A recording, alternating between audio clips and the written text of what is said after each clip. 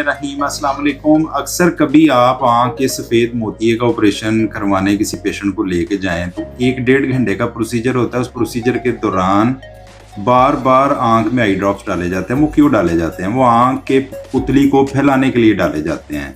जो ही पुतली फैल जाती है, आँख के पर्दे का कंप्लीट मुआयना किया जाता है कि कहीं इस पे कुछ शुगर, ब्लड प्रेशर के असरात तो नहीं, कहीं काले मोतिये के असरात तो नहीं पर्दे पे, कहीं ऑप्टिक डिस्क या ऑप्टिक नर्व सूखपन का शिकार तो नहीं। ये सारा कुछ मुआयना करके ऑपरेशन किया जाता है। अगर कोई कॉम्प्लिकेशन हो तो पहले ही बता दिया जाता है। आई कैम्प्स में ऐसा नहीं होता। आई कैम्प्स में डायरेक्टली ड्रॉप्स डाले, ऑपरेशन किया और पेशेंट घर। और फिर अगर किसी की इस तरह की कोई कॉम्प्लिकेशन हो, बाद में पेशेंट बेचारा बड़ा जलील होता है। इसलिए मेरा आपसे मशवरा ये है, वीडियो बनाने का मकसद ये है कि आप जब भी आँख के सफ़ेद मोतिये का ऑपरेशन करवाएं तो पहले डिटेल मुआयना करवाएं आँख के पर्दे का, ताकि कोई कॉम्प्लिकेशन हो तो उसको पहले मैनेज किया जा सके। बहुत शुक्रिया।